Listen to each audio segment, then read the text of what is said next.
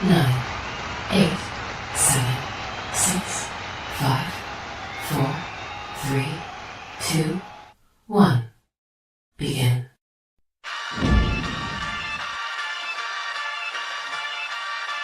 In the city of Philly, where the birds take flight, Eagle swag on the rise each and every night. Tone and Markus got the scoop ready to ignite. From the lanes of South Street to the Broad Street lights, dashing like a running back, hitting every play.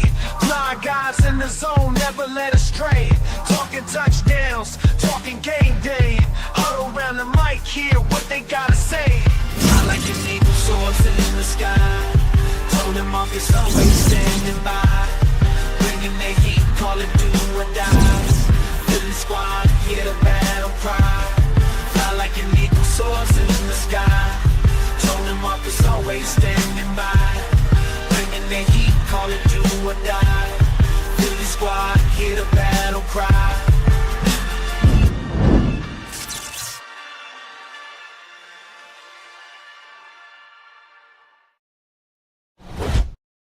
What's going on? What's going on? What's going on? It is Dallas week.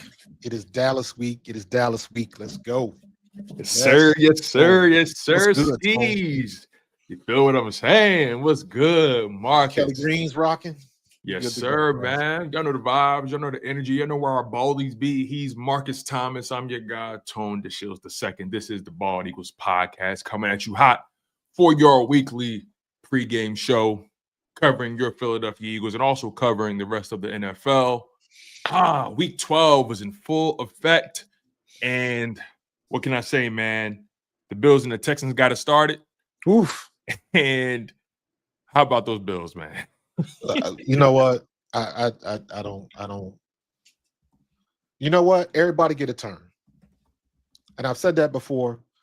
And obviously it's going to get missed on the national stage because me being biased as a Philadelphia Eagles fan, the first thing I'm going to say is if Jalen had done that, he'd be getting eviscerated. Ooh, who you telling? Eviscerated. But now all of a sudden, Josh Allen needs more help, this, that, and the third. And it's like, come on, man. He don't need more help when they winning games. So why he need more help when they losing? At all. He done already got one offensive coordinator fired. What else he want? So, like, miss me with that, man. And I went back and I watched the Detroit game, and I went back and watched the Green Bay game. And we'll get into this conversation a little bit more. But miss me with all of this AJ Jalen drama. The issue we have with our offense, the main issue is our offensive line, specifically Cam Jurgens is not blocking very well, and our tight ends suck at run blocking. Yes. They suck. Calcaterra is horrible. And it's on film. Now, Calcaterra's made some good plays down the field before, but when it comes down to getting your hands on the end man on the line of scrimmage and at least holding him up, we got to be better at that. And that's, in my opinion, that's the main problem. Because when I look at Jalen, I can go through every game and I can look at some throws and I can say Jalen should have had that. He should have made that throw. AJ was open. Devontae was open. Dallas was open. That is a fair criticism. However, I can do that on any team with any quarterback in the league every week. Everybody misses throws. Everybody comes out high, gets a worm burner. That's part of the process of being an NFL quarterback. So everybody gets a turn when it comes to that. Our issue specifically is in the trenches at center and at tight end. We are struggling blocking. Now, the pass blocking has been better, but then now it spills over into what Kevin Patullo was calling. I'm looking at some of these routes, and I see Jalen, and they're talking about Jalen's got the most time to throw. He's hanging back there in the pocket. Well, if you hanging back there in the pocket for 4 or 5 and 6 seconds and you not getting rid of the ball, now you got to look at, okay, who's open? Who's not? What are the routes being called? And some of the stuff that I'm seeing, you know what? I don't want Jalen to force it. I don't want to hear this conversation about maybe he needs to throw it a little bit, let it rip a little bit more. Turnovers are going to come. No. based on what I'm seeing, nope, he's making the right decisions, not throwing the ball, not trying to force the ball to some people. And no, I don't want him to do that. This, to me, the majority of this problem is on Kevin Patullo, as I see it right now. Jalen's going to get his ups and downs. He's going to, like I said, that's not going to change. Every quarterback gets that. Jalen just gets the lion's share of the media coverage when it happens. But we have got to scheme better. We have to. So that's going to fall on Kevin Patullo. And I'm like, where the hell did all of these rumors come around that he's next in line to be somebody's head coach? You can't even be an OC right. So how you getting the fast track? So it'll be interesting to see what they do against Dallas, because Dallas's defense is not great, and our offense is not great.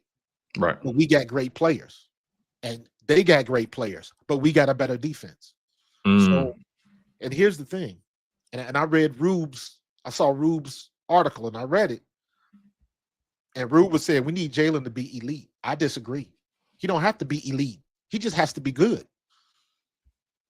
You just have to, I don't need you to drop dimes and everything. All I need you to do is throw to the open man. Be on target and on time. That's it. He doesn't have to go above and beyond. You just have to be good. That's all we need. The defense will take care of it. And those times where he peaks, throwing for, 290, 300, those games that we peak like that, that's a bonus. But the way our defense is playing, all I need Jalen Hurts to do is be good. That's it. You ain't even got to be great. Just be good. So what they going to do? Kevin Patullo, the focus is on you. Yeah, I agree. It's interesting, right? Like you said, Jalen, no need to take an unnecessary risk, especially when the route concepts are so bland and so predictable. Why do it, right? It's funny. Jalen Hurts figured out the formula. And the reality is the formula is boring. And formulas are boring because they're consistent. That's the thing about formulas. They're consistent. They never change. And frankly, they're boring. And the formula is not just to have more points than the opponent, but also if I protect this football, if I preserve possessions, if we have more possessions than the other team, if we win the turnover battle, there's a strong chance we win football games. And we've seen a lot of games this season won and lost strictly off of the turnover battle. Yeah. We've seen games where it's a knuckle dragger, it's a shootout, and the first team to make that crucial mistake in that crucial moment lose the game. I think we've only lost one game in the past 3 years when we win the turnover battle. And that was the game Jalen Hurts didn't finish because he got knocked out like in the first couple drives. Washington. Yeah. Listen to this. Jalen Hurts has thrown just 2 interceptions in his last 528 attempts, including the postseason. Yeah, we read the same stats, bro. He's completing 66.7% of his passes, has over 3,900 passing yards, 27 passing TDs, only 2 interceptions, and a 104.0 passer rating. The Eagles are 19-2 in that stretch of games he started and finished. To take it a step further, Jalen Hurts threw 15 interceptions in 2023. Remember that season? Yep. The season where he just let it rip. All right. And the numbers were good. For AJ, Jalen had a career high in passing yards and so on and so forth. Yeah. Jalen Hurts threw 15 interceptions in 2023. He was skewered for it. This is a tweet by Rob Mahdi. Shout out to Rob Mahdi, by the way. Philly's own. He was skewered for it. Since he's only been picked 7 times in 721 attempts over 29 games, the Eagles are 24-5, including a Super Bowl victory over that stretch. A big reason why is Jalen protects the ball, doesn't take risks, prefers safer passes. Now he's getting criticized for not being a gunslinger. Come on. Yep. See, the thing is, I grew up watching the game of football where there were different styles of different ways and different nuances and styles of how to play the position. You had your gunslingers, you had your improvisers, you had your guys who they consider just strictly game managers. And like Jalen Hurts plays the game his way. But unfortunately, his way doesn't excite anybody outside of Philadelphia. No. And you got some people in Philly that it doesn't excite. But when you got a Super Bowl win on the back of his style, and obviously Saquon Barkley had, he was a large contributor to what happened last year. But I seen Jalen Hurts make it to a Super Bowl, and they lost, but had a spectacular performance. I seen Jalen Hurts make it to Super Bowl without Saquon Barkley, and outplayed the best in the game. Yeah, and also in the Super Bowl that he did win with Saquon Barkley didn't go off. He had some moments. He had 50 yards, bro. Yeah, and he had like 40 yards receiving. I mean, outside of that one reception that he caught that he bobbled, but he fell back. Yeah, he didn't have an explosive play a single time that day. He did, but he showed up blocking though. I will give him that. He was phenomenal blocking. He was a contributor, but he didn't do what he was doing all year. They put him in a box. Kansas City did exactly what they wanted to do, and Jalen Hurts beat them. Right. And look, I understand the Eagles' offense has not been playing well this year. I'm not going to sit here and make excuses for it. I see it just like you. I want the Eagles to put up crazy numbers like anybody else. Everyone loves exciting offense. Right? I would love for the Eagles offense to be firing on all cylinders and the Eagles defense to be doing what they're doing as well. I would love to see that, but sometimes every season takes on an identity of its own. Yeah. Every season takes on a complexion and energy of its own. And you have to find a way to move with that. And sometimes you got to fight against it. Right.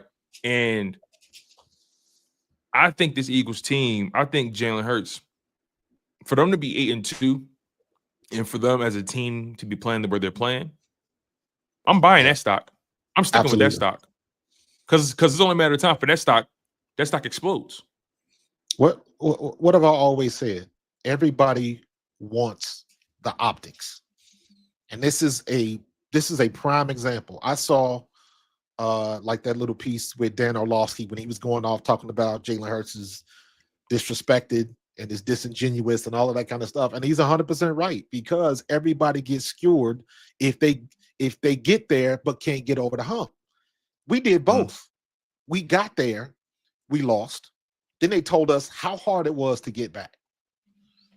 Then we went through 23 and suffered. The bottom dropped out. Then we get back, and then we win it. After they told us how hard it was to do it, and after they told us how doubly hard it is to do it with a quarterback like Jalen Hurts, who isn't the best thrower, who isn't this, that, or the other, who doesn't meet the optics, who doesn't check off all of the boxes. And everybody's still worried about that. When you have every example every week of that not working. Geno Smith ain't working. Josh Allen is struggling. Patrick Mahomes is struggling. So everybody gets a turn. But there's every excuse in the world. They keep pushing that goalpost back. They moving the goal line. They doing everything when it comes to us. And now we got all of this noise about the situationship and everybody running their mouth. You got D-Jax is running his mouth. Like, dude. What the hell? You got a championship. You got a championship game. Like you had it. Like bro, you're having. Listen, and this goes back to what I was telling you a few days ago. Everybody wants to hop in on this thing. Everybody got something to say. But then when they see Jalen in front of his face, they want to dap him up. They want to kiss the ring. They want to kiss ass. Bro. And the thing is, Jalen know that. He knows. Yeah. He know what comes with it. And that's why I really enjoyed his press conference, because when they asked him, are you surprised by anything that's transpired? He's like, I'm not surprised. It comes with the position. Comes with the position. Comes with the territory.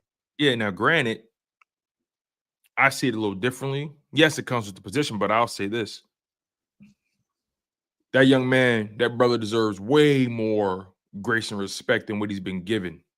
And people always say, y'all always try to justify Jalen Hurts and go above and beyond to prove why Jalen Hurts is a good quarterback, blah, blah, blah, blah. It's because, and also another thing they say is, y'all always trying to give Jalen Hurts all the credit. No, that's not the case at all. The problem is no one wants to give Jalen Hurts any credit.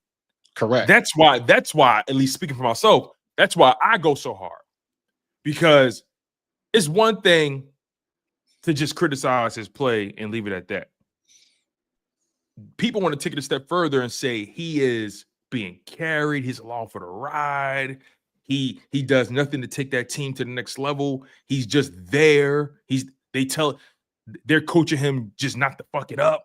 Like they act like he's just so now they're penalizing Howie. A guy that just fell into that situation. And I think Correct. it's utterly disrespectful for a guy who's been to 2 Super Bowls in the past 3 seasons and won one. And the Super Bowl MVP and was the best player on the field by far. By far. At least on the offense side of the ball for the Eagles, because the defense, that unit was just elite. It was elite. Arguably, Jalen Hurts was the best player on the field. Everybody got an excuse, man. And I don't know what it is with Philly. They no one likes us. We don't care, that whole moniker. And the national media has taken that and ran with it, because now, again, it seems like anytime you say something about Jalen Hurts, all the attention goes there to see what it has to be. Is it clickbait on ESPN? No, it's not clickbait, but now you got more people watching to see what else somebody gonna say that's stupid. Because there's always going to be a plus and there's always going to be a minus. They know what they're doing. They're not stupid. They look at the metrics and they know. And ESPN can do this because they're ESPN. They can sift through this data in a vacuum, and they can say, these are the topics that bring us the most attention, that bring us the most viewers. Yeah, it's analytics. It's analytics for the stuff, and correct. That's why I understand the business. I get it. Everybody trying to get clicks. Everybody's trying to get people to watch their content. People follow the hot story. It's follow the leader. Ball, man. It's follow the leader. So I understand the logic. But if you ask me, it's a bigger story brewing in Buffalo right now. Facts. It's a bigger story brewing in Buffalo, if you ask me. Last thing, not just Quinyon, but Josh Allen, just that whole, just how they looked against teams that they should be beating. Should be dominating. You want to talk about Jekyll and Hyde? That's a Jekyll and Hyde team. Last thing I'm worried about is a team that has a perpetual record of making it to the playoffs, that has shown me they can get to the Super Bowl twice in the past 3 seasons, has shown me that they know how to build rosters. The quarterback has shown me that even though maybe he's not what they deem as the most talented guy, he's a guy that you can trust to lead the helm. Like, there's more, in my opinion, more stability in Philadelphia and more consistency in Philadelphia than what's been going on in Buffalo. That's what's going on in Buffalo is a big story. It's been a big story, but let's not forget, the first 2 years in Buffalo, they wanted to get rid of Josh Allen. Josh Allen was not good his first 2 years in Buffalo. They thought he was going to be a boss. Go back and look it up. And also, congratulations to him. Just got his Wyoming jersey retired. First player to do so ever. Congratulations to him. But the reality is, Josh Allen is not having a good year right now. No, but you know what? This goes into a bigger issue, and this is a macro. This is over the whole league and teams in general, where everybody wants the hot item, and they want a microwavable quarterback. They want somebody that can stick in the microwave for 3 minutes and is ready to eat. Now, everybody knows when you stick stuff in the microwave, yes, it's ready to eat, but it don't taste as good as when grandmama made it. It's just not made that way. The ingredients aren't right. They rush, they fake, and it'll solve the problem.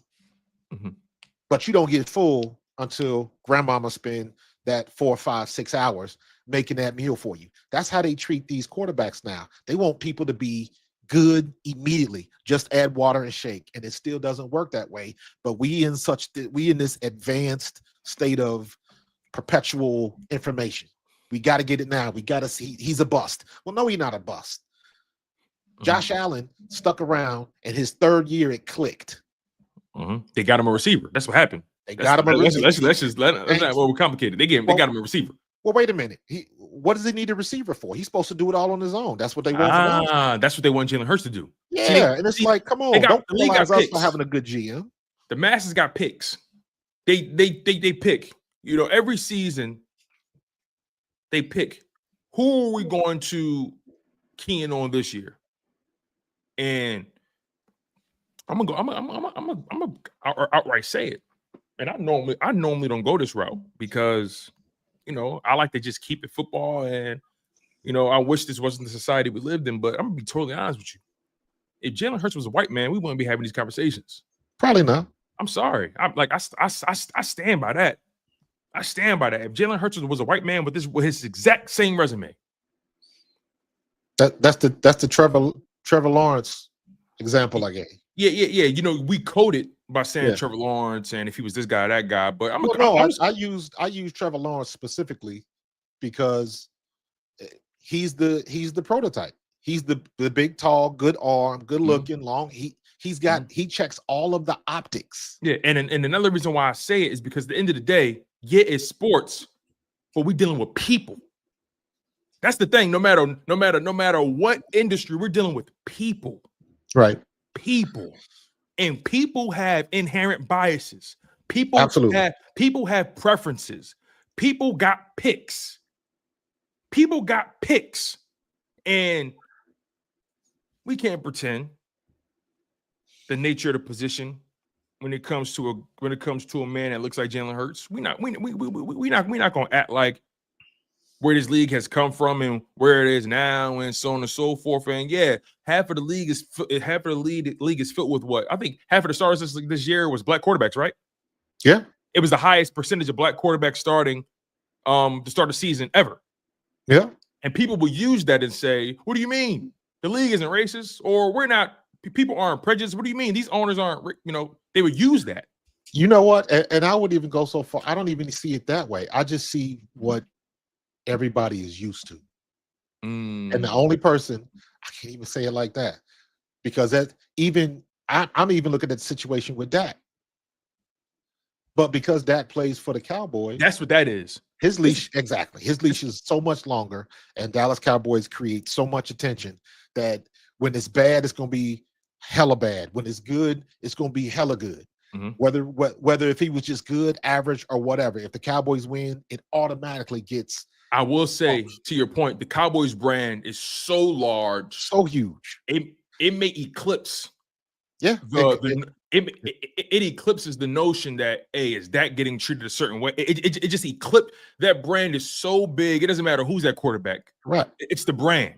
I done seen 3 articles today about Dak Prescott passing Tony Romo. Yes. Great. I saw that too. What did Tony Romo win? No. That's your measuring stick. Just go ahead and bump him up a notch. But to me, that doesn't warrant major news. But it's everywhere. It's like, okay, let's see if we can get this win today. But he got to face the Eagles defense. Yes, big game today. Let's get into it. Eagles, Cowboys, Week 12. Very, very interesting matchup, right? Let's start with, since we're already on it, Eagles offense versus Cowboys defense. Obviously, Cowboys defense took a loss a couple weeks ago. Prayers up to the Nolan family. You never wish anything of that nature on any person, any human being. So Dallas now, when you look at their team, they have struggled defensively. They've been rather inconsistent, but they made some moves. Obviously, the Kenyon Clark move to start the season. They signed Davian Clowney, but even more so, the biggest move probably of the season for them was the Quinyon Williams move. Yeah, and Quinyon Williams is a phenomenal player. I've always been a fan of Quinyon Williams. When he's with the Jets and so on and so forth. I think Quinyon Williams is a good player, and I think his agent is Nolan. I think Quinyon Williams and Jalen Hurts and Jihaad Campbell. I believe that is correct. They have the same agent, so Nolan get you paid. Nonetheless, that the strongest part of that Cowboys team has been their interior. That's the strength of that team, their interior. So, in knowing so, because no Trevon Diggs, Deron Bland should play today. Overshawn's playing, right? Overshawn's back. He's a good player, but we'll see what he is post injury or recovery, so on and so forth. I'm sure he's still getting the sea legs under him, but we'll see. Did he play last week? Don't think so. Okay, I don't know. Regardless, I like DeMarvion Overshawn. Last season he was having a good season until he got hurt. Unfortunately, I like his style. So when you look at this Dallas defense, everything I laid out, their linebacker core outside of Overshawn is pitiful. Yeah, not good. what's your course of action when it comes to handling this Cowboys defense? Again, that interior is their strength. Kenny Clark, Quinyon Williams. Again, to me, we know what we're walking into, and so do they. They've been watching the tape. They know that Cam Jurgens is on the struggle bus. They know our tight ends can't block. So I'm expecting them to come out with a game plan to attack those weaknesses. What we have to be able to do is still be able to move the line of scrimmage. And in Detroit and Green Bay, we could not do that. We did not do that very well. The only play that I saw that I thought was a good play was that pitch, the backside pitch to Saquon. And the reason why that play works is because they pulled the guard. So Dickerson pulls to the right, and if you follow linebackers, the guard is usually the key. If the guard is pulling, that's where the play is going. So linebackers are usually following the pulling guard, and they took 2 steps the wrong way, and the only person out there was the free safety. And that's when Saquon ended up getting, I don't know, like 13 yards on that play, and that's the only time they ran it. That's why Saquon, when he gets outside, when he bounces it outside, when Tank takes 1 step inside, everybody pinches, and he bounces outside, and he's got just enough speed and strength to get outside and turn it into 5+ yards. Right. And we got to start attacking that outside, because if we keep trying to go up the middle, inside the tackles, Quinyon Williams is going to eat our lunch. And if we try to do that, I'm blaming that squarely on Patullo, because he's watching tape like everybody else. Yeah, and they're deep at DT, by the way. Again, Kenny Clark, Quinyon Williams. Almost forgot to mention Osa Odigizua. That 3-headed combo rivals the Jalen Carter, Jordan Davis, Moro Jomo combo, and that's just an unbiased opinion. Correct. All 3 of those trios. I'm sorry, both of those trios. Any team would be lucky to have them, right? So I think it is going to be interesting, because both teams, it seems like almost both defenses are defined by their interior, but the Eagles are just deeper all the way around. Oh, and by the way, Fred Johnson going to get tested today. Oh, for sure. So that's another thing that we got to deal with. One of the best in the business is out. And one would argue that he's not the best in the business anymore, because he can't stay on the field. Yeah. So I have a hard time believing Lane plays another season. I agree. And even if he was starting, suffice it to say, he wouldn't be 100%. Cam Jurgens has been starting the last 3 weeks. He's not 100%. Dickerson has been up and down, because sometimes he don't even look 100%. So we got some work to do. I don't know what the situation is with the Lampkin kid. They did not activate him, so we got to wait a little bit longer to see what they're going to do with him. But they're going to have to do something at center. Or Cam Jurgens got to show me something today, because I know I saw Cam Jurgens at his best. And when he's at his best, he is good, because I've said it myself. He was a Pro Bowler last year, Marcus. Man, Cam Jurgens made me forget that Jason Kelce was here. Last year, for sure. Yes. We never called his name. We never worried about anything. And that never happens when you got a young center coming in for a Hall of Famer. And you know what's corny about it, too? Cam Jurgens last year had a phenomenal year, Pro Bowl season. Nobody talked about him. Nobody brought his name up. Nope. The moment under the radar. The moment he has a down year, those Eagles, man, they're missing Kelce. They're missing Mekhi Becton, and it's like, hold on, this kid Cam Jurgens was a Pro Bowler. He is a Pro Bowler. Let's be real, though. Let's be real. Jason, nobody really talked about Jason until 22. And the reason why they talked about him in 22 is because he had that thing going on with his brother. That's when Jason is one of those dudes, if you know, you know. But people on the outskirts, people that watch football but don't study football, oh, I know that dude, but they don't know him. If you ask somebody, 5 years ago, if you mention a bunch of names and who non-football fans would recognize, I don't think Jason Kelce would be in that number. Now he would be because he got the podcast. And Yeah. The Taylor been Swift to the connection Super with his Bowl. brother So- and the so to ESPN. me, that's not uncommon. Yeah. Jason only got uber popular on the national level the last 3-4 years. That's a fact. So people being forgotten is not anything new, especially in Philly. Yeah, especially when you're a center. Exactly. And we talked about, man, you were texting about this, right? You texted me and you were basically saying like, yo, the film is telling me that interior, but specifically Jurgens and the tight ends have been awful, right? And I've been watching these games and I've been saying on the TV copy, Jurgens got his ass kicked last week. Jurgens is hurt. He's hurt. Now last week it was a concussion. I don't know what it is, but he's dealing with something right now. Jurgens is not this bad. He is hurt. He's already an undersized center to a degree. And the last time he was out, it was his heel, his knee? Knee. It was a leg injury, right? Mm-hmm. So, and I'm thinking it is back. It ain't his back. It's his knee because we are not getting any movement on the line of scrimmage. Yeah. And too often I see him kind of just getting beat with like quick moves. So now here's the obvious question. And this is where I'm looking at the coaches. I'm looking at Sirianni and I'm looking at Kevin Patullo. You know what you have. There is no misunderstanding. What kind of game plan are you going to put together to deal with this? Yeah. Are you going to short routes, get rid of the ball quick?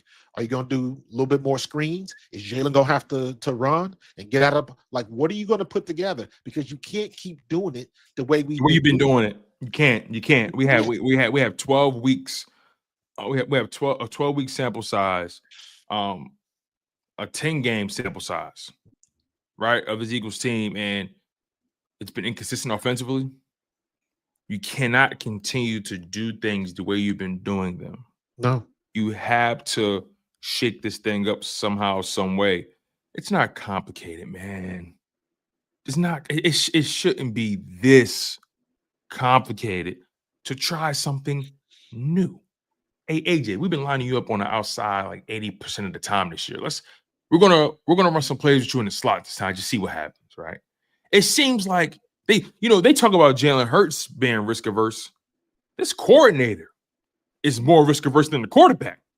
Bruh, you know what I saw? And I'm saying this strictly as opportunities. I understand and I acknowledge that it's a little bit more complicated than just saying you got to call better plays. It's a hell of a lot more complicated than that. I think it's his feel, like just the feel. Based on, and I'm looking at Detroit and I'm looking at Green Bay. Yeah. We have got to attack the mid and deep middle, the middle of the field. We have to attack that. We don't have enough crossing routes. We don't have enough. No, not even close. And I'm talking about deep crossing routes because it doesn't matter if you put AJ over there, or it doesn't matter if you put Jihaad or Smitty. It doesn't matter. When they are in cover 2, maybe they'll be in quarters, maybe they'll be in 3, whatever it is. If you send a deep man, but instead of going on a go route, he's got to attack the middle of the field. That means whoever's sitting in the middle has to take notice. Mm-hmm. So that means mid-middle is open. So instead of running a drag route, which is right around 5 to 7 yards, deepen it. You got to deepen it. And maybe you got to go 10 yards at an angle. If you're on the right side, you running at an angle to the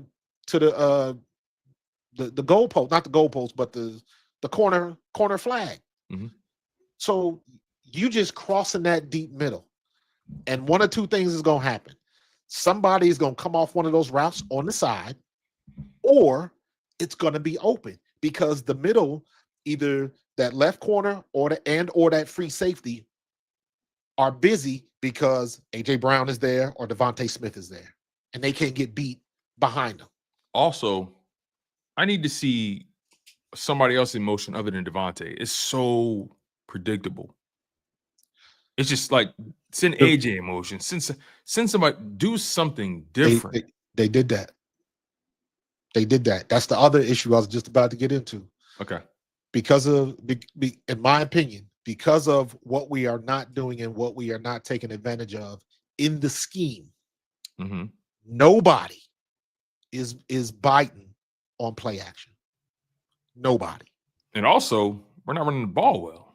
Exactly. So no one's going to bite on it because they trust because they're not running the ball well. They trust their front to be able to stop it. Exactly. So when AJ Brown goes in jet motion to the left, who's usually Smitty, and we run that play, it's a tackle for a loss, because we did that one time when we threw the screen to him, where we normally throw that screen to Smitty. They sniffed that out, right? And then he was under Jalen was under center, because we've been running under center a lot more. But again, because we cannot run the ball effectively, ain't nobody going for the play action. Yeah, I think that's the bigger problem with the Eagles offense. Obviously, people want to point to the pass game, so on and so forth. But I'm of the mindset that this offensive line has been the biggest underachievers this year. Yes, agreed. And some people say, well, Jalen Hurts, he has 5 seconds throwing the pocket. What do you mean? Like, I saw Nick Wright talking about, he threw me. I'm like, he said, yeah, I mean, this offensive line, maybe they haven't been as great last year, but they've still been top 5, they've still been elite. Yeah, people say it, people on the national stage say it like it's a throwaway line. I'm like, what? What are you watching? They say it like a throwaway line, like it's no big deal. And it's like, whoa, time out. Pass blocking has improved. Don't get me wrong. Pass blocking has improved from week 1 to now. It has. But run blocking is the crux of who the Eagles are, in essence. The run blocking has been god awful. So this Eagles offensive line has not been elite. They've underachieved.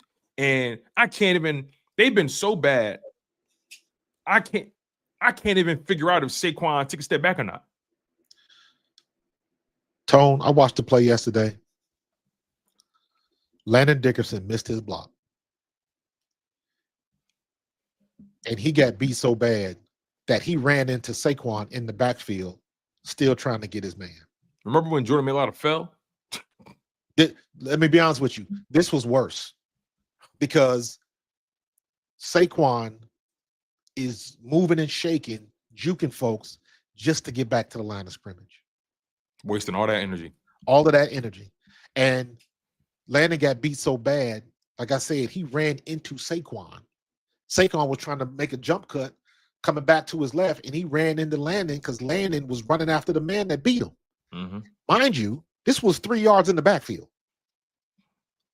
So this is what we're dealing with. So miss me with maybe Saquon's lost a step. No, he ain't lost nothing. He ain't got nowhere to go. That's the lazy, clickbaity narrative or argument. Nobody's watching film. We always go back to that. I would like to go back, and this is a lot of homework.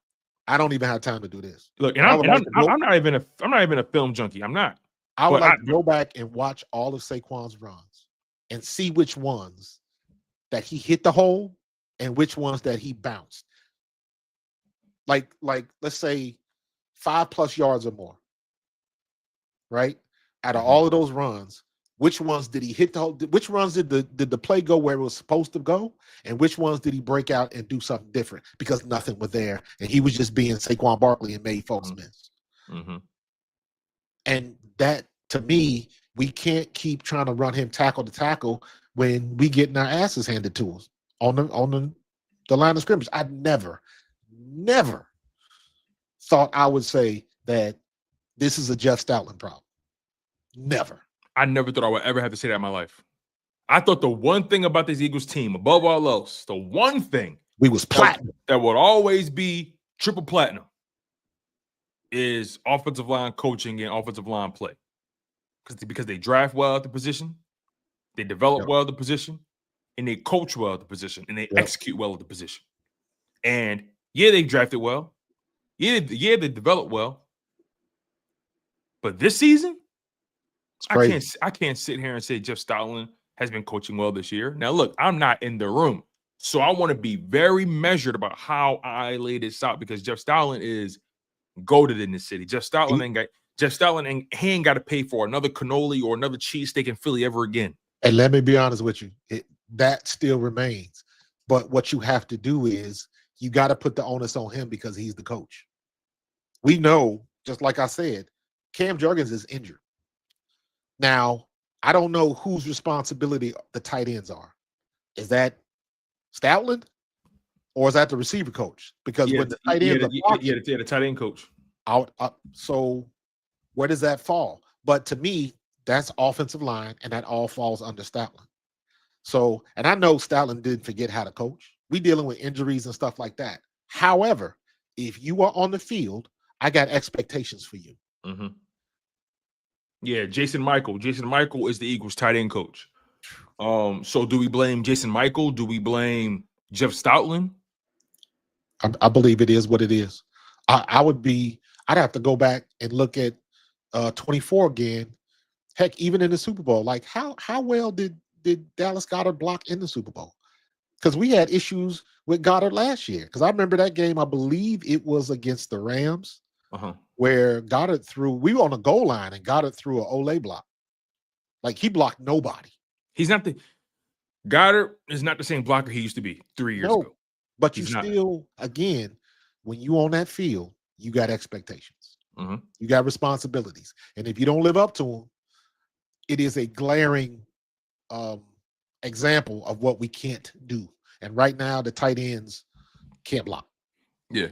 And the thing is, with the exception of Latu. And they don't play him enough, in my opinion. Yeah, Latu at this point, he's your best blocker. And he's your best blocker. I wish he could catch. The thing about this Eagles team is if they're able to run the ball today, this game won't be close. I believe that. And that's the thing. If. Big if. Big if, man. And I'm glad Quinyon Fields said it. I've always been a Jack Stoll guy. And one thing about Jack Stoll, if above all else, that motherfucker could block. Seriously. I've always, Jack Stoll was my man. But it's all good. It's all good though. Nonetheless, the Eagles, they have 10 games of tape. They know what they got to do. They know what the problem is. Like we're not saying anything new under the sun. This isn't any revelations or anything. The running game is the real problem for the Philadelphia Eagles because that's how they're built now. And also, the Eagles are, or should be at least, an offensive team, mainly because by budget they spent most of the money on offense, and they're getting most of the production for the defensive side. Now they drafted well and they have a lot of talent on defense, but by budget they're an offensive team. Now money doesn't always dictate the course of while I understand and I acknowledge that, and I'm not saying that you or anyone else is wrong saying that, but that has never been true. That's a want. You want people you paying that type of money to show up. But guess what? There's not too many people like Myles Garrett, where you pay that money and you are getting every cent worth of that money. Yeah, and also, which is where we are in the league. Like teams spending more money offensively. That's not the Eagles conversation. That's a league conversation. But you look at Jerry Jeudy. You look at name some other. You look at Brandon Ayuk, who got paid and not doing anything. No, hold on, wait. Speaking of Brandon Ayuk, we just talked about Keon Coleman. Real quick, Marcus. Speaking of Brandon Ayuk, did you hear about what was going on with him in San Fran? No, I just know it was weird. That's what the coach said. San Fran just revoked or rescinded his guarantees. Yes, so he must have done something way stupid. Well, he's been hurt. And he never when he signed the contract, he got hurt that same season. Like I think it was the first game or two. So he never. I don't know if there was a clause in the contract where he's barely played on the contract. It would have had to be. But is it a clause for injury or is it a clause for bad behavior? I'd probably say injury. Whatever it is, I would probably say injury. If they are putting it out publicly that they rescinded all of that money, it had to be in the contract, or it would be a lawsuit waiting. Exactly. So for them to put it out publicly, they had to have it in writing that this was going to happen. And I ain't heard Brandon Ayuk say nothing. Dispute nothing. Yeah, I hear his agent say nothing. But bringing it back to the Eagles, Let me pick your brain on this part, right? Because we've talked about this a little bit, but I kind of want to speak a little more about it. I think Tank Bigsby should get more snaps, man. And I'm not saying that he's going to be this ultimate game changer, but I would like to see a 60-30 split or 66-33 split, however you want to do the math on that. If the Eagles run the ball 30 times, I would love to see Bigsby with like 10 of those carries. And Saquon's obviously going to get touches no matter what, 20 rushing. He might have 5 targets in the pass game. Like he's going to get the touches. That's fair. But I think Tank Bigsby is somebody you should consider giving more opportunities, because these past few weeks, every time he touched the ball, he's done something with it in spite of the lackluster offensive line play. That's just the reality. And that's not to take anything away from Saquon, but it's just what we've seen.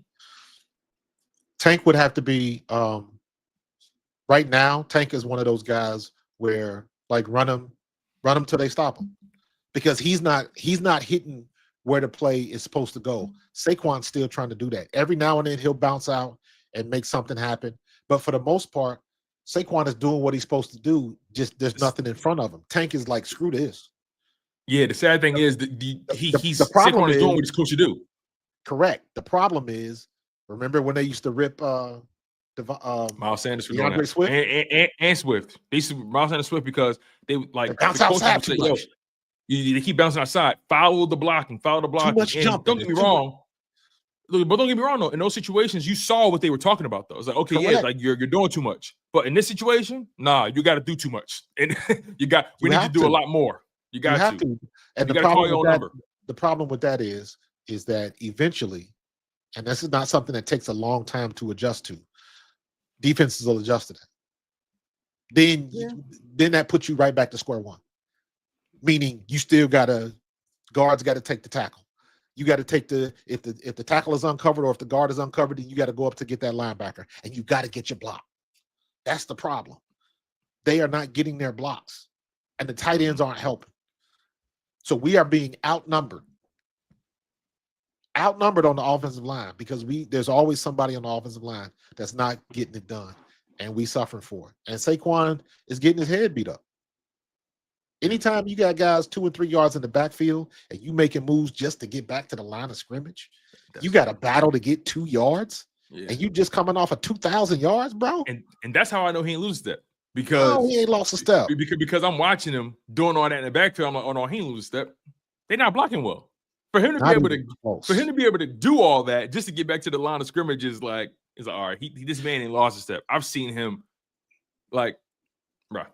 And what makes it worse? What makes it worse is that the defense doesn't have to do anything extra. When Jalen Hurts was running the ball, often defenses had to do something extra, put a spy on them. They had to do something to negate that, to balance it out. But when you balance it out, that means you take somebody out of coverage. So the RPO was working. We had different things. They couldn't stop Saquon. So they could load up, prevent Jalen from passing the ball, but Saquon was still gashing them for 118 or whatever it was. Now these things ain't working. Now everybody's looking, all right, it's on AJ. Let's bracket coverage to AJ. Devontae gonna get off every now and then. And here's the mindset. As long as he doesn't beat us, as long as AJ doesn't beat us, because now you're looking at the psychology. Even if they have a good game, even if they win, if AJ don't get his, that's a problem. He gonna end up bitching about it. It's gonna be another problem in the locker room, and that's just more stuff that the Eagles got to worry about. That's how people are looking at it. So they playing the long con. They playing the long con, hoping that the bottom will drop out like it did in 23. And a lot of people are hoping that this is the game to knock that first domino down. Just keep pissing them off. But here's the thing, though, right? Last week it was the Lions offense. Oh, that Lions offense. What the Eagles going to do to handle that? Last week it was that offense. Handled it. And the Amon-Ra St. Brown J-Mo combo, in my opinion, it rivals the CeeDee Lamb George Pickens combo. They're both explosive combinations. Agreed. Explosive, talented combinations. Different style of receiver to a degree, but they're both explosive. combinations. And I would argue the Lions are better at running back and better at offensive line. So you mean to like all of a sudden now, it just seems like every week there's that, oh, this is going to be the team to do it to the Eagles. And it never happens. Never happens. The Lions are a better team than the Dallas Cowboys by far. Yes. And obviously the rivalry adds some sauce to it. So there's familiarity. So it's a little bit more nuanced than what I'm describing to you guys. But I just hate the constant moving of the goal post. And you know what? It's never going to stop. So I think it's important that us as spectators, us as Eagle supporters, to understand that it's never going to stop. Correct. And get real comfortable with being made uncomfortable. Correct. This is how we do it. This is Philly. This is no one likes us, all of that type of stuff. If you gonna say it, you better mean it. Because this is what it comes to, especially against Dallas. Mm-hmm. So I'm looking at Jalen Hurts today like, bro, I need you to be good today. Kevin, I need you to call some good plays. And I want Jalen to take over. And what I mean by that is I want him to take off. When you at the line of scrimmage, you know the play y'all running. If you see something and you like, yo, this play bullshit. Yo, check out of that. Do something. Hey, tell AJ, hey, fuck that route. Do this. I see it. Do this. Like take and this is the problem with being super coachable. Jalen is so coachable. He's such a pro. He wants to trust. He wants to trust his coaches. But wasn't that part of the reason? Like what D Gun said, him and AJ was out there doing their own thing. Because they kept referencing that part on the sideline when Nick Sirianni was like, "Why would he do that? Why would he throw that?" You damned if you do, damned if you don't. At this point, exactly. You damned if you do, damned if you don't. At this point, because it ain't like he ain't done it before. Yeah. So you're damned if you do, if it's incomplete. And also, you can only work with what's installed. That's another thing. Yes. You can only work with what's installed. Well, that goes back to the scheme. Because you can only go. That's why when people say Jalen and AJ go rogue. You can only go rogue, but so much. Yeah. Yeah. You are bound by the options in front of you. So if you only have 3 options in front of you, but your opponent has 7, and 4 of those 7 are working a little bit better than what you got a problem. Yeah. So I'm looking at Kevin Patullo. Y'all watching the same film. Which games did you watch to come up with this game plan? Which Dallas games did you watch to come up with this game plan? Let me ask you a question. What game would you have watched? I would have watched the Dallas games. Yeah, if you were preparing for Dallas today, what games would you have watched? Let me go look. That's a good question. That is a good question. I probably would have went back because usually I'll go back 2 to 3 weeks, and I'm trying to look at. They played the Raiders last, and they lost to the Cardinals and the Broncos in back-to-back weeks. I would watch the Broncos games. Who they played before the Broncos? Commanders. They beat them 44-22. Nah. I need to see them against a good defense. So I would watch the Broncos game. I would watch last week's game, the Broncos game, and I would try to fall back sometime week 5 or 6. Who were they playing back then? Regardless if it was a win or lose. They played the Jets in week 5. They beat them on the road 37-22, and they played Carolina on the road, lost 30-27. I watched that Carolina game. How do y'all lose to Carolina? They couldn't run the ball. Javonte Williams only had 29 yards. He was their leading rusher. I would hone into that game. What did Carolina do?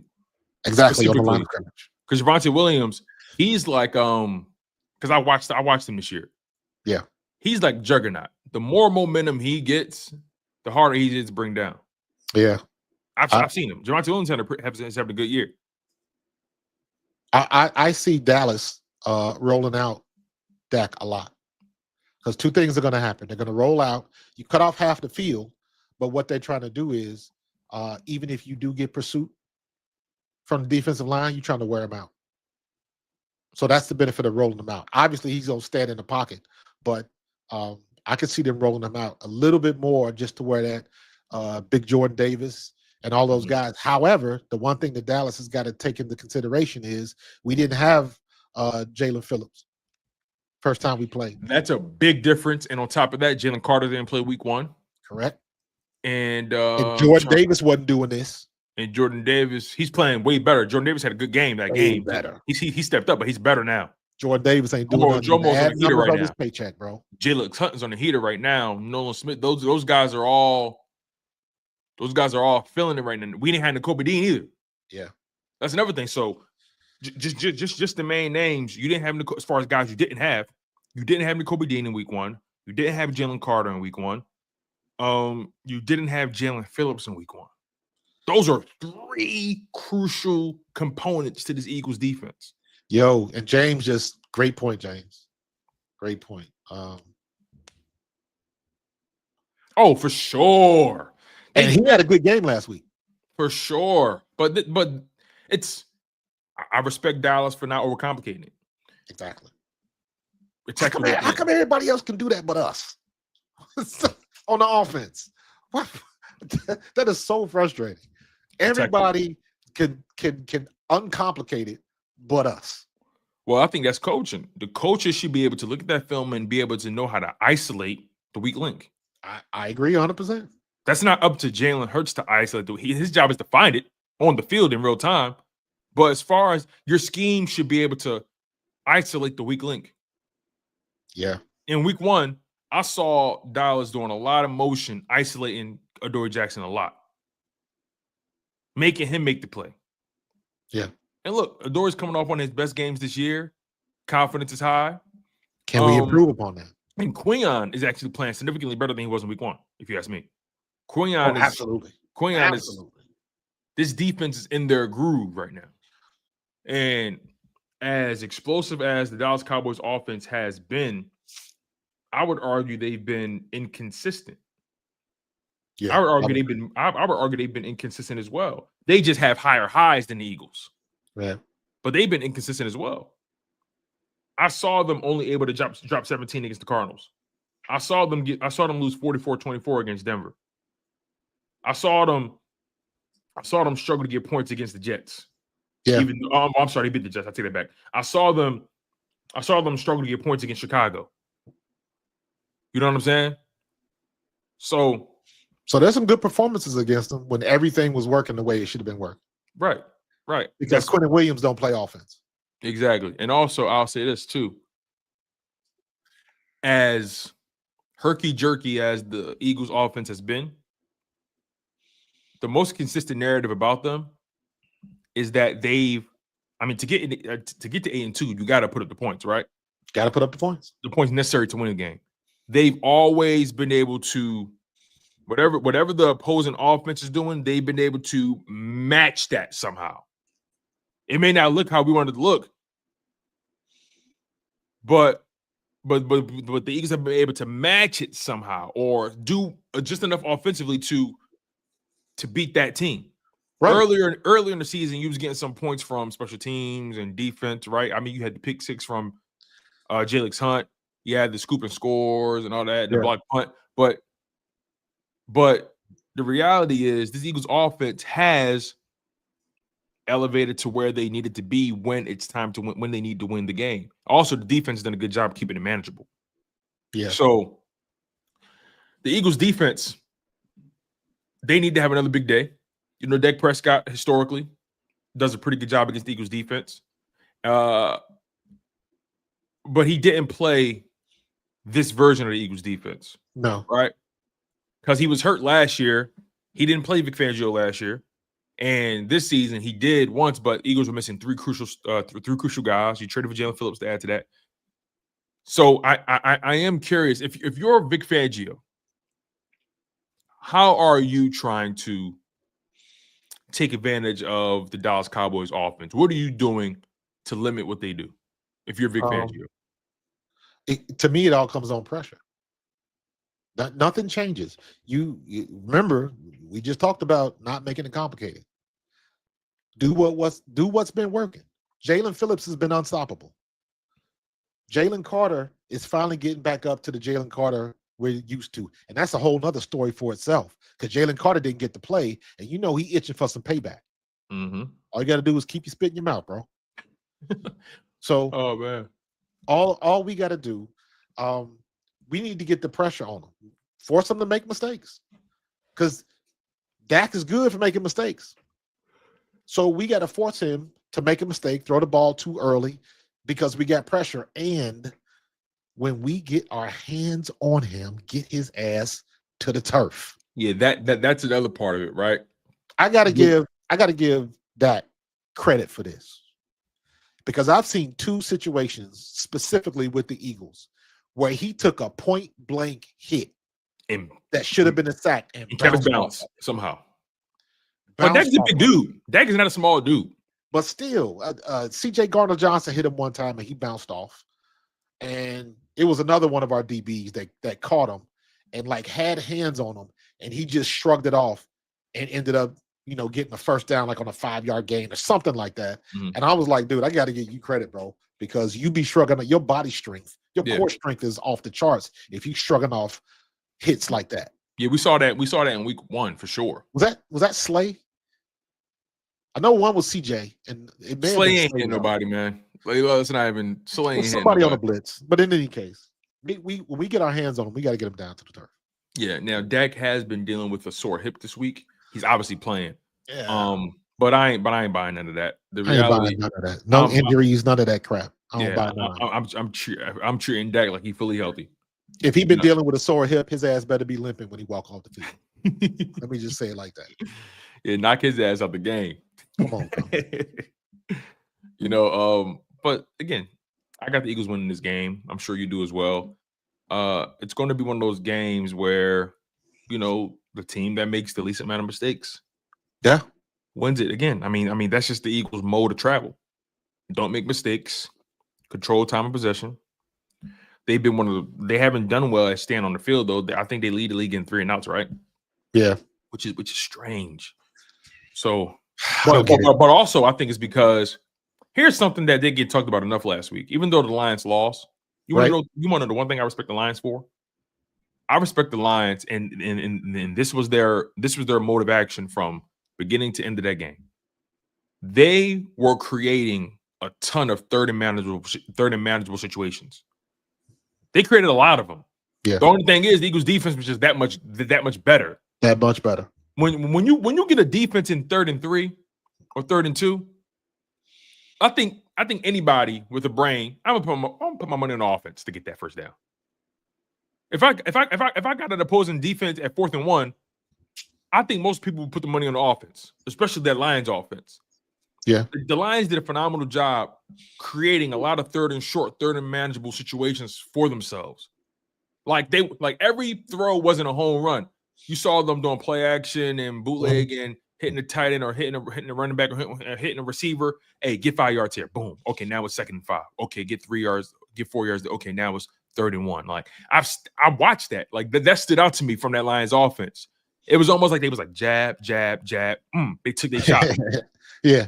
So I think the Eagles' problem this year is that they haven't created enough 2nd and manageable, 3rd and short situations for themselves. They created more work for themselves, actually.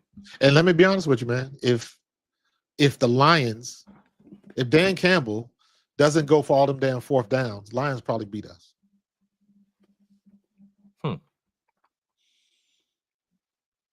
And then again, and you know what? Maybe the conversation wouldn't be different. I don't know. I don't know, because both defenses were just playing. I don't know. But I think that the Lions would have had more opportunities. That'd have been what, 9 points? Let's just say that'd have been 9 points from field goals. The wind was blowing, or they only got to the goal line once that night. Possibly. I don't know. Just the way, and I'm looking at obviously, hindsight, but looking at things in the macro. But I mean, that's irrelevant. Woulda, coulda, shoulda. You know what I mean? So we did what we had to do when we had to do it. Yeah. I ain't trying to give the Lions credit or take any away from us. So let me stop. Yeah, for sure. And, just speaking on the Eagles offense real quick, one thing I can say, the philosophy in terms of run versus pass, they know who they are. The problem is it just hasn't been working. Just hasn't been working. They've been running the ball a lot. They've been leaning on it. They've been trying to get Saquon the rock. They've been trying. They've been under center. They've been doing that, but they ran in one screenplay last week, and then Saquon ended up slipping. Bro. So, yeah, man. We just, like I said, man, every play today, I'm looking squarely at Cam Jerkins. Yeah, I'm watching the interior. And if they line up in that formation, it's a strong formation. It's either strong or weak. Mm-hmm. And the fullback is usually Calcaterra. Mm-hmm. If they line up in that formation and Calcaterra is the fullback, I'm worried. Yeah. Because that means he's got to go through the line and get a linebacker, or he's got to get the end man on the line of scrimmage, and it has not been good when he's had to do that. Yeah. Yeah, it's going to be a fascinating game to watch. Right now, the Eagles are 8-2, leading the conference. They're tied with the Rams. Yeah. Obviously, they own the tiebreaker over the Rams. The Rams play the Buccaneers today. The Buccaneers desperately need a win. The Buccaneers are, let me make sure I got this right here. The Buccaneers are 6-4 on the season. They're coming off of a 2-game losing streak, losing to the Patriots and the Bills. In their last 4 games, they're 1-4. They lost to the Lions. They beat the Saints. Lost to the Patriots. Beat the Bills. So the Buccaneers desperately need a win to get back into the running for the conference. I don't think the Buccaneers will win the conference whatsoever. In my opinion, they're too. I just don't see it. All you got to do is get there, bro. You got to win it. All they got to do is get there. No, right. But I think the Eagles would benefit from having a number 1 seed this year. Absolutely. So. The Rams play the Bucks. The Bucks. This would be a week where I'm actually rooting for them. Yeah, absolutely. This will be the week. This will be the week I'm rooting for the Buccaneers. Now, granted, they're at home.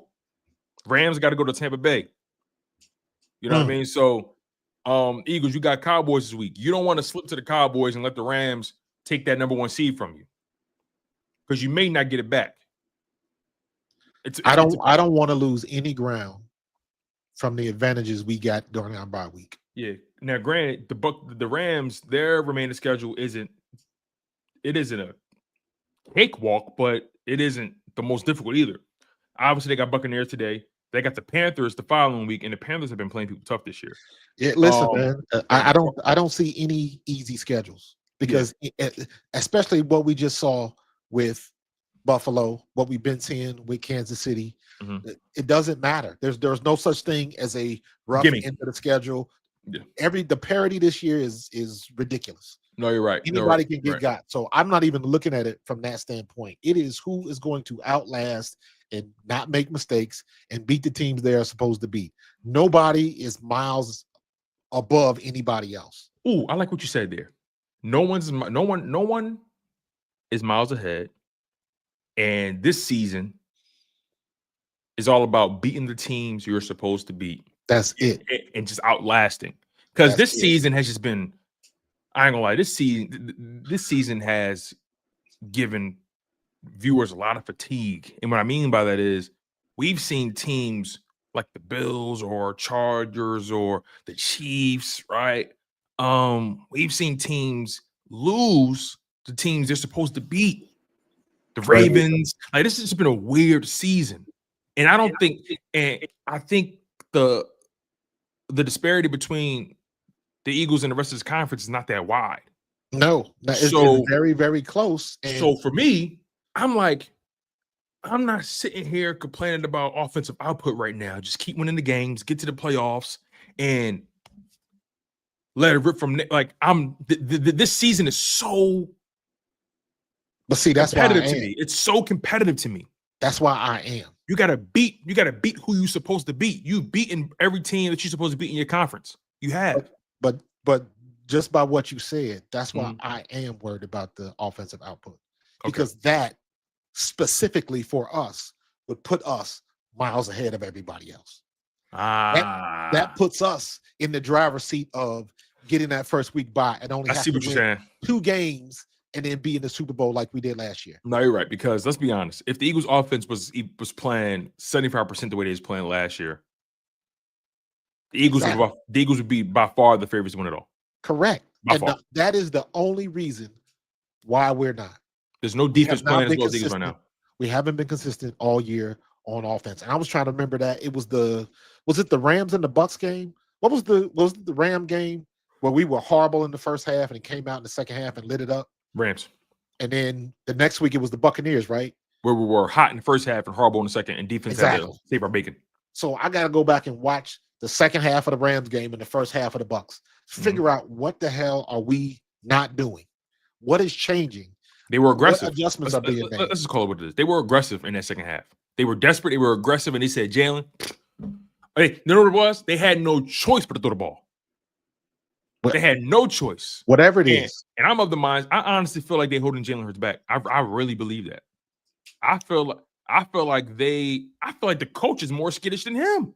I just think that, after everything, and I don't put too much stock into what they saying on podcasts, but when I heard what Chad Ochocinco said, I was like, let me go test that theory.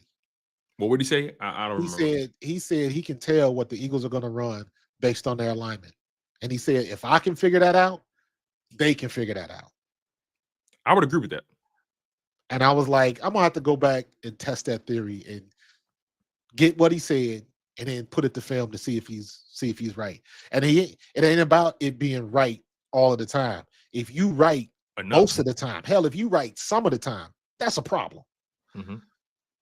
That's a problem. So, like I said, after the film that I watched it yesterday, and I was watching film before we jumped online, man. I am, again, miss me with the Jalen AJ situationship nonsense. Miss me with that. I think Jalen needs to run more, though. I'll say that. I think Jalen needs to run more. If you're not seeing it, just run, bro. Don't waste time. Just run it. Get 5 yards. Get 5 yards. I agree. What I was going to say was, I was like, neither one of them dudes, whether or not they friends or not, neither one of them dudes want to lose. Yeah, that's irrelevant. Their friendship is irrelevant. So you got to get it done because you in the office. You don't like everybody you work with. You in the office. You're supposed to be about business. Period. Mm-hmm. You put all of that stuff to the side. I've played ball with guys I didn't like, but when you step on that field, all of that shit goes out the door. Because you know what they're capable of, and you know, exactly. and you know you need them. You know you're better with them. When you own that field, everybody in the same direction. Mm-hmm. Everybody in the same direction. For sure. Where are we? We're about an hour and 12 minutes in. Yeah, let's hit these super chats. Yeah, let's hit these super chats, and then let's hit the rest of the games for this week. We'll give our picks. And we can even let's give our picks for this week, and we'll take it from there. So Darth Panda with the super chat says Eagles need to throw 12 and 13 personnel in the trash. Kakatera and Granson suck, and they don't play loud to enough. Also, we're missing Wilson in the run game. I think that is an underrated point as well. I saw that earlier. Yeah, Johnny Wilson in the run game at the receiver position, at least.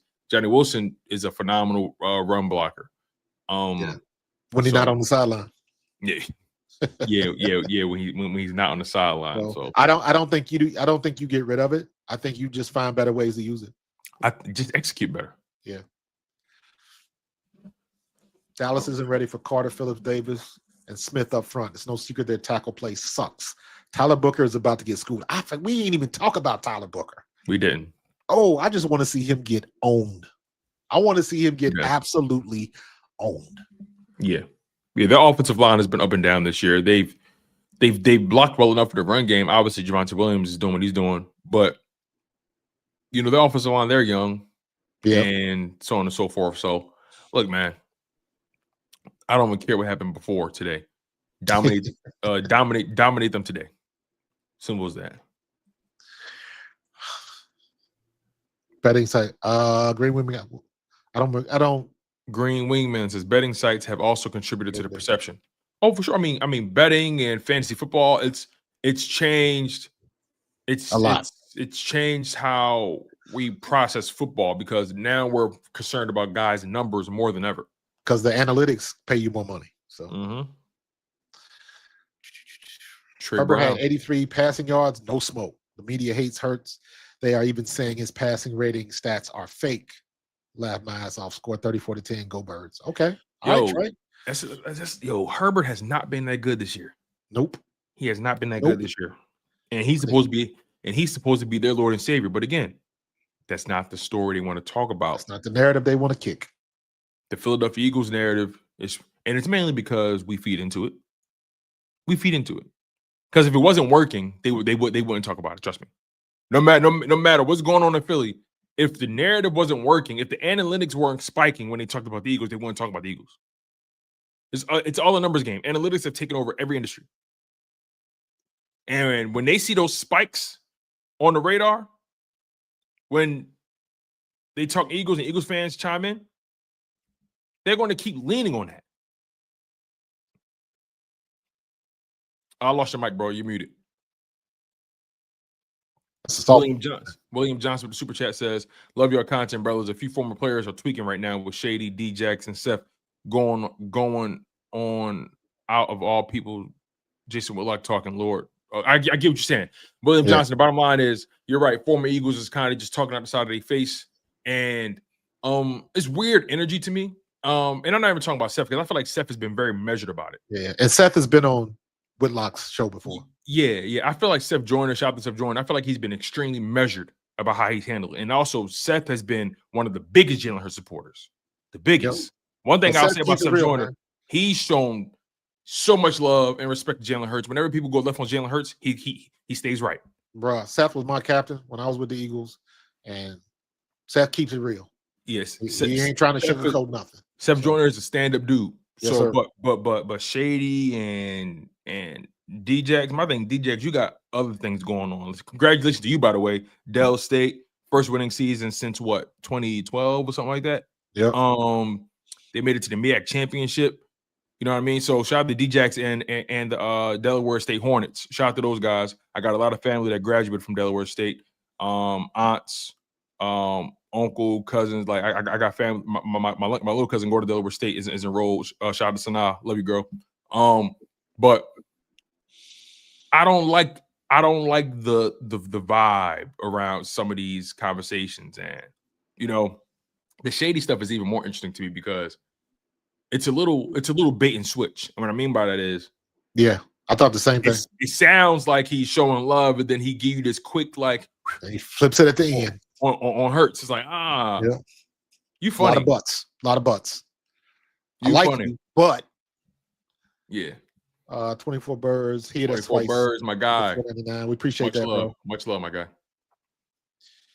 What's up, Bald Eagles, bro? Great content. As always, big matchup today. We will definitely beat the Cowboys. Fly, Eagles, fly. I'm with you. Yeah, I'm with you on that, man. I got us winning this game as well. We know what we're gonna give our predictions. We almost forgot that. We're gonna give our predictions and as soon as we get done with these super chats, y'all keep coming with these super chats, man. Which is appreciated. Don't stop. For sure. When will Lato get more burn? That is the question. I feel like he's not so limited in the passing game to keep him out of there. They use him as a blocking back. That's it. I have not seen him in the pass patterns. I don't know what the situation is with that. I would like to see more of him as well. Because he can't do worse than what we got. Golly. Darth Panda's back. I did this one already. I skipped a couple. Hold on. It's funny how most media is picking Dallas to beat us. Yeah, I'm cool with that. I'm cool with that. That doesn't matter. That's cool. Yeah, what's new? Tone, you should have watched the tape by Coach on the OL. That's sorry. He talked about the video. Right. The video I didn't get a chance to. I apologize about that. Yeah, bro. It was bad, man. It was bad. Vic schematically is isolating Adoree to the side of the field where the quarterback has to make the longer throw. Give Adoree time. Look at the film. Okay. I didn't look at it from that standpoint, but that makes sense. Yeah. Interesting. Yeah. Interesting. Trying to set him up to set him up. Put him in position to win. Yeah. What else we got? I think that was it. Last one. Fly Eagles fly. Bet's post from 22 hours ago. Let me see if I can find it. Hold on. What is it? Fly _ Eagles bets. Fly bets. All right. From 22 hours ago. Let me see.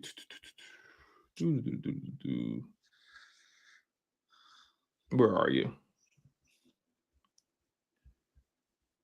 18 hours ago, 21 hours ago, 22 hours ago. Okay, here it is.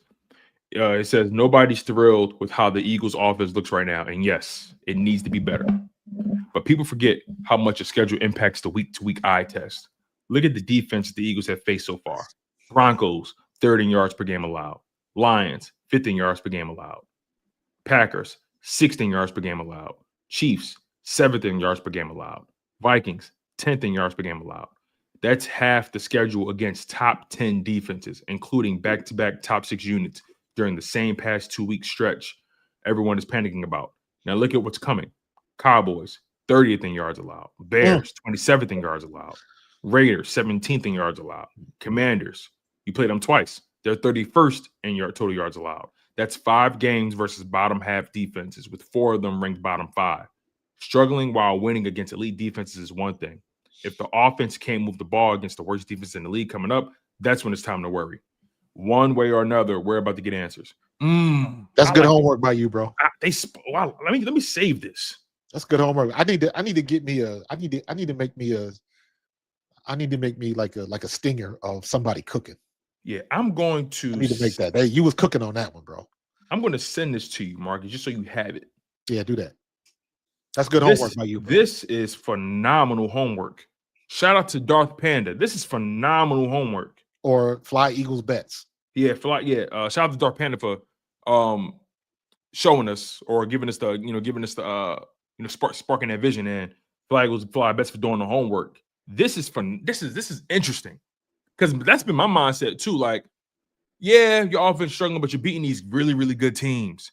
Okay, get hot, get your offense going against the bad teams, build that momentum, build that habit, and then once the playoffs start, you'll be good to go. Nonetheless, though, yeah, phenomenal homework by Fly Eagles Bets. Oh, you get a follow for that one, bro. I just followed him too. Shout out to Fly Eagles for that one, bro. That was phenomenal. It's good work by you. All right. Was that the last super chat? Yeah, that was the last one. All right. Let's get to our bold predictions. So, do you have any bold predictions for this game? And it's the way the game's been going for the Eagles. All of our offensive things have been bold. So, take your pick. It would be apropos that we have a good day running the ball. Just to put the screw in the Cowboys. We have a good day running the ball. Saquon gets 100+. Okay. So for you, Saquon goes for over 100 yards rushing. All right. I'll top that bold prediction. Saquon Barkley and Tank Bigsby combine for over 180 yards rushing. That's some black coffee right there, bro. That's bold. That is bold. You let that steep for about an hour. That coffee's strong, bro. Strong as hell. That's that Colombian. It's a Colombiana. Whoa. That Colombian brew. That's that Butella. Yeah. So yeah, that's my offensive goal prediction. For you, it's just Saquon 100 yards. I'm taking it a step further. Saquon and Tank Bigsby combined. Saquon and Bigsby combined for over 180 yards rushing. I like it. And if I give you an honorable mention for offense, another bold prediction, I'll say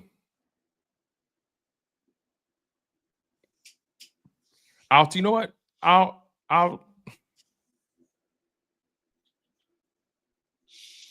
Fred Johnson, no. The Eagles offensive line doesn't give up a single sack today. Nice. I like that.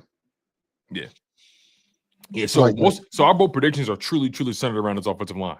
Hold on. Somebody just put something in the chat. Hold on. Where?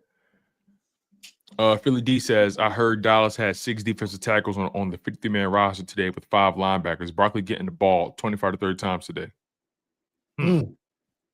Interesting. Slide these tackles.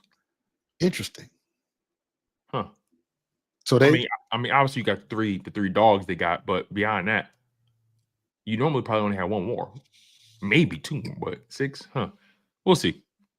We'll see. But yeah, so Saquon for you goes over 100 yards. For me, Yeah. Saquon and Tank combined for over 180 yards rushing. Nice. And the honorable mention is the Eagles' offensive line doesn't give up a single sack. All right. Now defense. Bold prediction for the defense. Marcus, talk to me. 6 sacks. Ooh, shit. 6 of them? 6 of them. Ooh.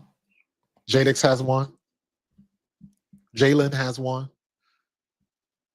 Phillips has 2. That's what, 5? That's 4. And then we're gonna have some type of cornerback blitz. Shit.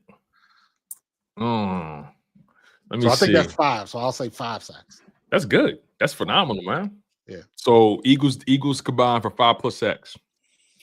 Okay, I like that. All right. For me, defensively, Quinyon gets his first interception of the season. Nice. That's my bold prediction for the defense. Quinyon Mitchell gets his first interception of the season. His first interception of the regular season at that. Yeah, we need that. DeShields got his first one last week, so I'm gonna hope that the good juju trickles down. Absolutely. So It only takes one. Open up that dam. Let's go. for sure. The For water's sure. flowing. All right. So for you said for the Eagles defense, 5 sacks. 5 sacks. 5+ sacks from that team on Dak Prescott, and I got Quinyon getting his first INT. Yeah. I love it. All right, now score prediction. What we thinking? I'm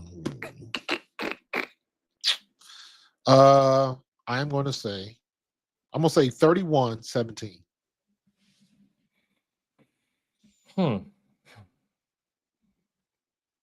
Okay. I'm going to say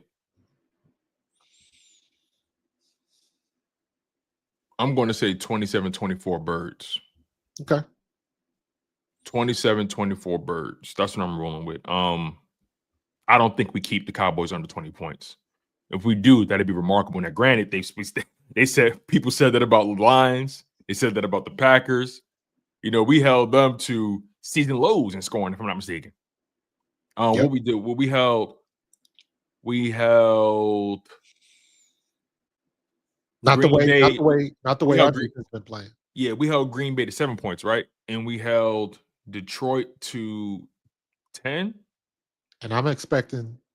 I know I said 5 sacks, but on the umbrella is I'm expecting Or 9. I'm sorry, we held Detroit to 9 points. Yeah, I'm expecting Jalen Carter to go off today. So you back-to-back weeks you held 2 explosive offenses to under 10 points. That's not something you should sneeze at, if you ask me. Correct. That's not something you should sneeze at. Green Bay and Detroit, you held those teams to under 10 points. That's not light work. That's not light cheese. So when you do it once, that's a good job. Do it twice. When you do it twice, okay. When you do it 3 times, it is what it is. Hey. And when your defense playing that well, all you really need is about 2 good drives from your offense. We talking about consistency. Exactly. We are talking about consistency. So for sure.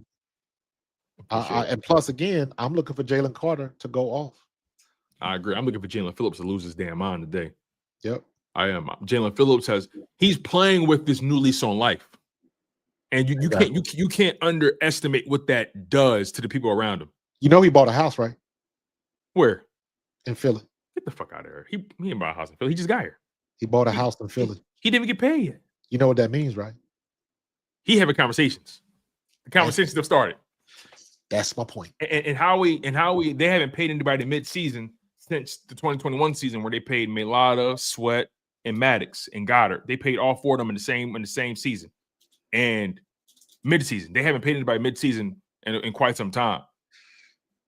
Where'd you hear that he bought a house at? Not where, but like how did you hear that? I think it was on thing.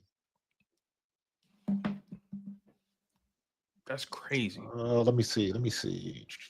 Looking it up, trying to find it. I think it may have been on Twitter. I'm just trying to see in the news. I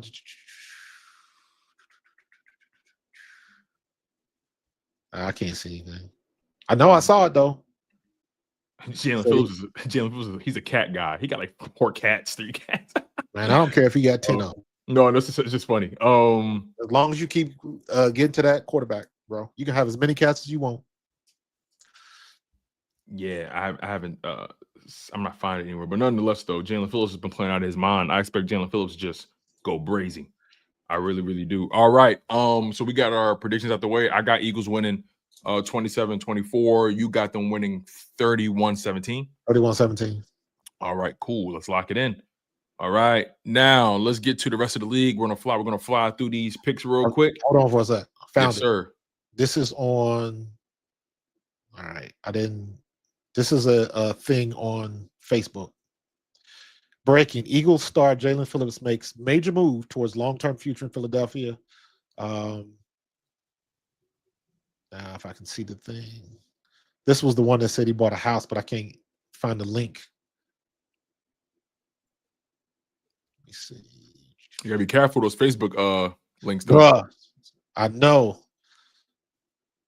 Because I'm not saying anywhere on Twitter. Nah, and you know what? I'm getting all these damn pop-ups too. Mm-hmm. Yeah, I can't. Yeah, this is some BS. Yeah, I can't find it. It may have been some clickbait. Yeah, it's possible. I could be wrong. It's possible. Nonetheless, though, if he keeps playing at this rate, I don't see how we let him walk out the door. I agree. He's playing too well. And his ceiling is just entirely too high. What he's been able to do, and he's 26 years old. If Howie does pay him, it's probably gonna be a 3-year deal at the most. Yep. Yep.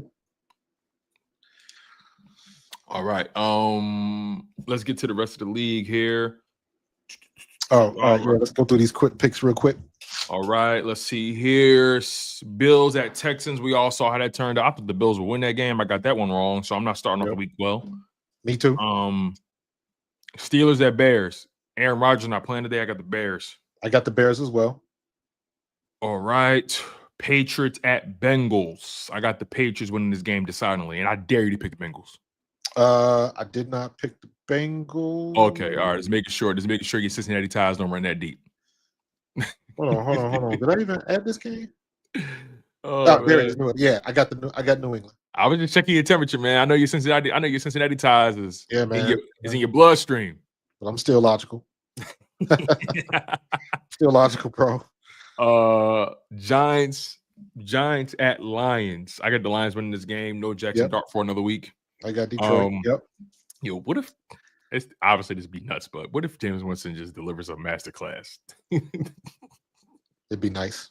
This is the way the year has been, though. It's been this weird. All right, let's see here. Vikings at Packers. I actually got the Vikings in this game. I got Green Bay at home.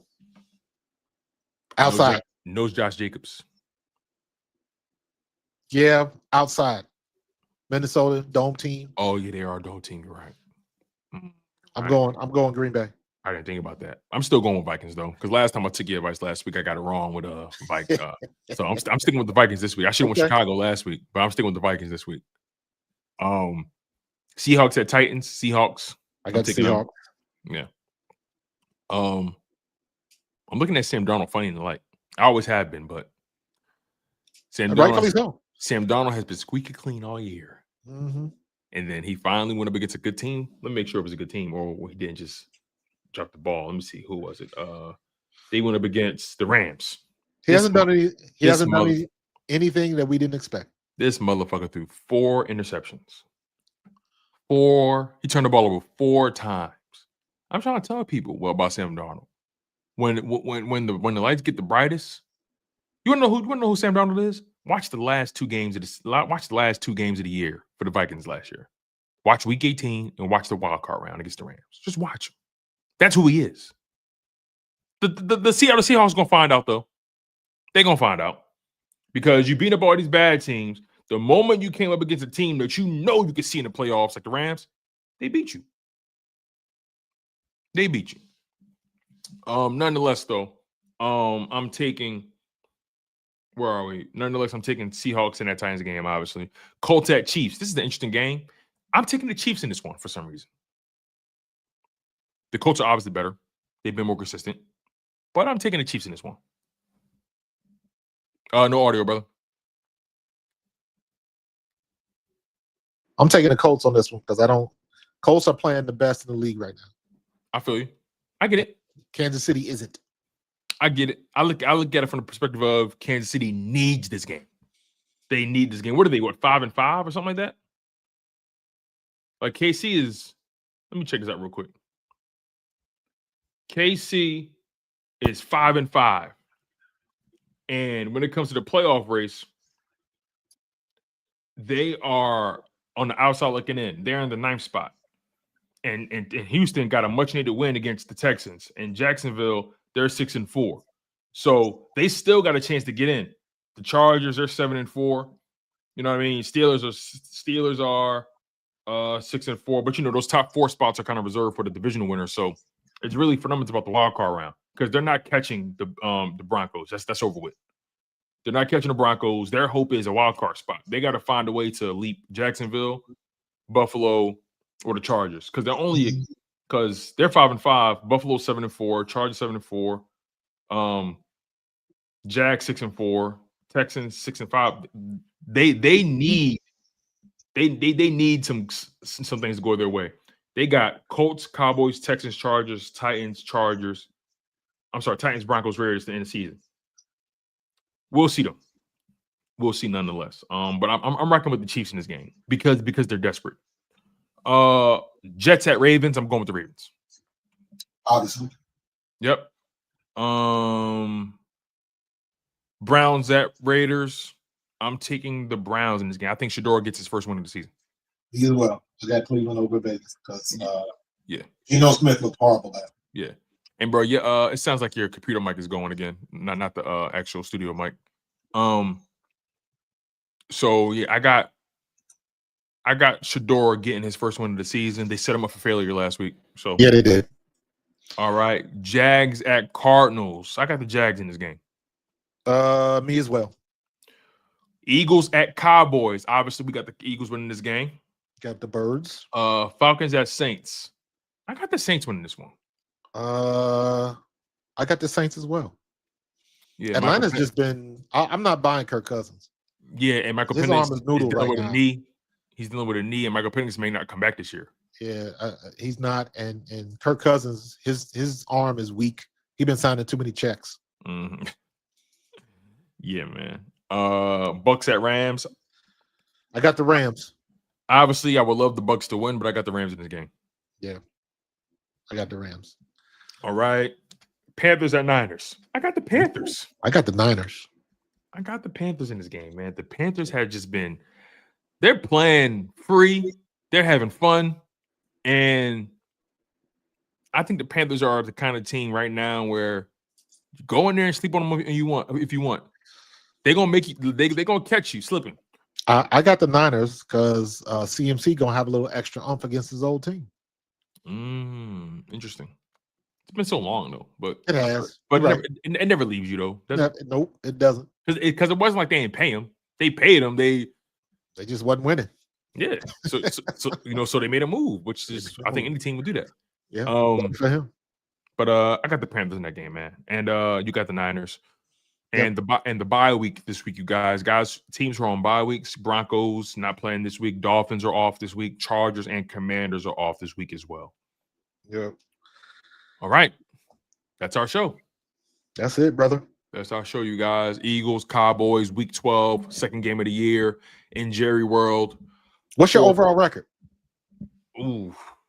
Let me add up my stuff from week 11 first. Hold on. Because I actually added up mine. Oh, you did? All right, cool. So let me do it real quick. Hold on. So I think you may have either caught up or overtaken me after last week. Last week I was 8-7.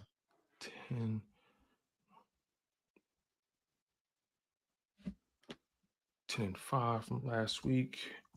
So I went 10-5 last week. I've been doing pretty good these past few weeks. I went 10-5 last week. Let me do this quick math. All right, that makes that 98, and that makes that 66.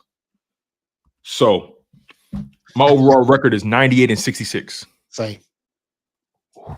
I'm on your ass, boy. We tied. You know what? I missed the pick because I got 98 and 65. So that means I missed the pick somewhere. So I think that goes back to that the one I said I couldn't remember.